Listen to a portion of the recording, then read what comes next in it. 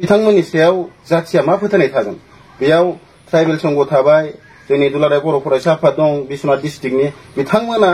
मानो बर'खौ दिनै खावनै खालामनो सानबाय थादों बेयावहाय अल आसाम ट्राइबेल संघनि जितु रिटेन पेड बेयाव होनाय जादों आरो बेयावहाय गोबां जोंनि ट्राइबेलनि संगठनफोरा खौसे जानानै होदोंमोन नाथाय दुखुनांथाव बाथ्राया बिसो जे जितु जोङो मेमरेन्डाम होनायाव जिफोर गामि लिस्टखौ जों नुदों बेयावहाय होदों सनापुर जिपिनि दं उत्तर खलाबारि जिपिनि दं नाथाय बेयाव मोननैसो ओरैबायदि गोदोर गोरोन्थि जालांदों सानदों जोङो मानो होनोबा सत्रं दैनिफ्राय लानानै बुरै दैसिम जों माने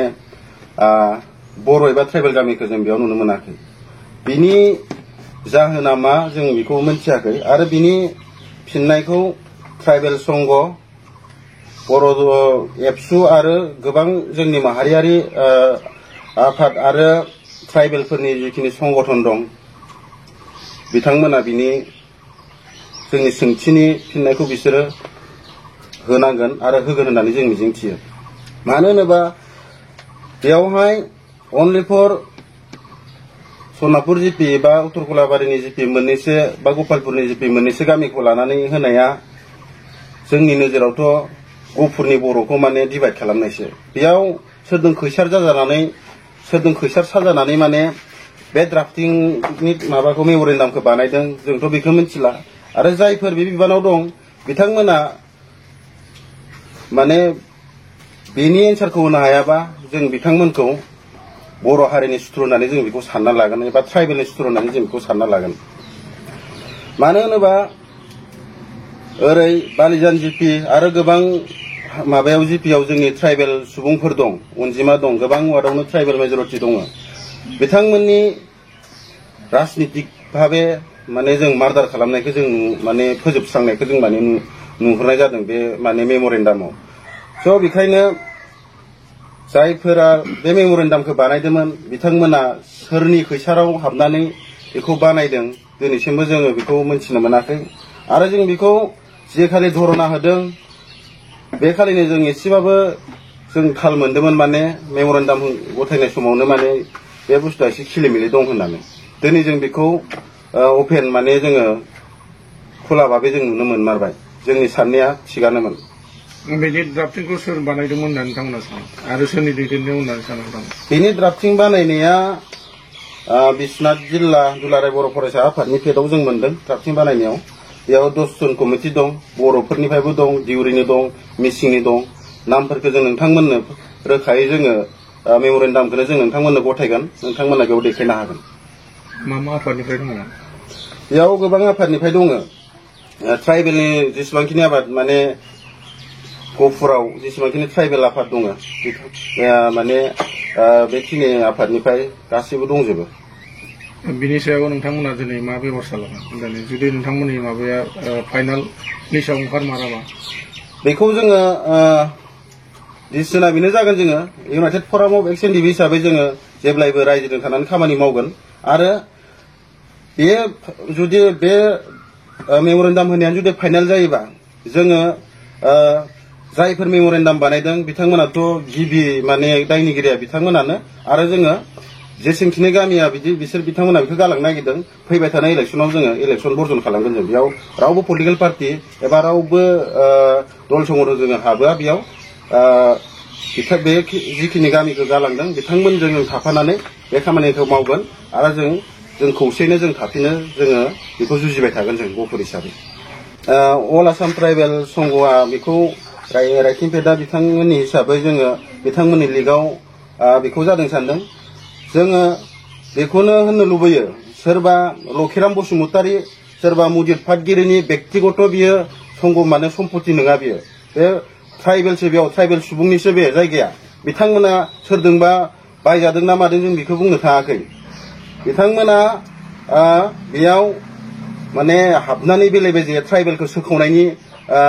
जितु षड़यन्त्र खालामदों बे किन्तु बर' एबा ट्राइबेलनि थाखाय मोजां जायाखै आरो बेयावनो जोङो मोनसे खावलायनो लुबैदों जिहेतु आदित्य खाख्लारि सार बिथांखौ जोङो मोनसे गुरै खावलायहरनो लुबैदों जे गहपुरनि ट्राइबेल संघनि लिडारफोरखौ थाबैनो बिथाङा सोलायनांगौ मानो होनोबा बिथांमोना राजनिति खैसाराव हाबनानै दिनै जोंनि ट्राइबेल एबा बर'खौ धंस खालामनायनि षड़यन्त्र मोनसे जोङो सानो बिथां नोंथांमोना मिथियामोन नामा बिथांमोना गिबियाव जे नोंथांमोना गहपुरावनो थाफिनगोन होननानै बेयाव आन्दलनबो खालामबायदोंमोन बेयाव बिथांमोना मिथियामोन नामा नोंथांमोना जे बेयावनो थाफिनगोन होननानै बेखौथ' क्लियारलि रायलायनाय जादों जे खौसेयै थानांगौ गहपुरावनो थाफिनगोन बयबो होननानै जिहेतु बिथांमोनानिफ्राय मोनसे खोथाखौ जों होनबावगोन बिथांमोनखौ जुदि गहपुराव लाफानोनो गोसो गैयामोनबा बे जे खालि धरना होदों बे खालि बिथांमोनखौ मानि थाखाय एसेबां खस्थ' होनानै हेरेसमेन्ट होनानै लिंहरखो बिथांमोनाथ' गोबां मानसि थांनानै बेयाव सहयोग हैदों दिनै बिथांमोनखौ आन्दोआव दोननानै मानि थाखाय बेबायदि खालामखो आरो जोङो मोनसे खावलायगोन जिहेतु ओरै बालिजान जिपिनिफ्राय हमनानै सत्रंदैनिफ्राय हमना जिहेतु बुरैसिम दङ जोंनि ट्राइबेल सुबुंफोर बर' ट्राइबेल गासिबो मिलायनानै दङ जोङो बे एरियानि जोङो गासैबो जोङो ट्राइबेल माने संगठनफोरखौ जोङो खावलायगोन खौसे जानानै बेखौ जोङो जुजिफिननांगोन धरना गोनांथि जायोबा धरना होफिनगोन मेमरेन्डाम गथायगोन अब्लाबो जोङो बेखौ जोङो गहपुरावनो थाफिननाय बेबस्थाखौ जोङो खालामगोन दा बेफोर गासिबो खामानिनि थाखाय बबेबा संगठना माबाफोर खामानि मावदों दिनैसिमथ' दासिमबो नुनाय मोनाखै जोङो जिखौ द्राफ्टिंखौ गथायबाय बेनिफ्रायनो सिरि बेखौ नुदों दिल्लीयाव थांदों दिल्लीयाव थांनाय द्राफ्टआबो बे एखेयानो जागोन अब्ला जिथु जायगायाव हरनांगौ बेयावनो जुदि गोरोन्थिखौ मावबायबा आरो बिथांमोननि सायाव जाथिया मा फोथायनाय थागोन बेयाव ट्राइबेल संघ थाबाय जोंनि दुलाराय बर' फरायसा आफाद दं बिश्वनाथ डिस्ट्रिक्टनि बिथांमोना मानो बर'खौ दिनै खावनै खालामनो सानबाय थादों ओंथिया मा बिनि खारना मा जाथिखौ खौसे जानांगौ होननानै जाथिखौ खौसे बानायनांगौ होननानै सायावल' बुंबाय थानानै गिदिर गिदिर लेक्सार होबाय थाबा जागोन नामा सिङाव जे बिसोर बिथांमोना बेसे माने दन्दर खुरनाय जोङो बेयाव माने क्लियार जाफिनबाय दिनै दाख्लैनि जिखिनि 20 तारिखनि जिखिनि माबा इलेक्सन कमिसननि जिखिनि द्राफ्ट माबा बरनदोंमोन ओंखारदोंमोन समस्तिनि निर्धारित माबाखौ बेखौ नायनानैथ' जों माने गहपुरबाखि हिसाबै जों बहुत माबादोंमोन ट्राइबेलफ्रा माने गावखौनो बोखावबाय होननानै मोनसे ज' जालायना जों गहपुर बर' हाइस्कुलावनो मोनसे मिटिं जादोंमोन बिनि जाखांनायनि उनाव बरफुख्रियाव जानानै मोनसे कमिटि दादोंमोन बे द्राफ्टखौ बानायनो थाखाय द्राफ्टखौ बानायखांनानै दाला 3 तारिखआव धरना जाबाय धरनानि कार्यसुचि लाबाय धरना कार्यसुचि लानायाव एज ए हल बर'इ दैमानिफ्राय जोंहा सेसा दैमासिममोन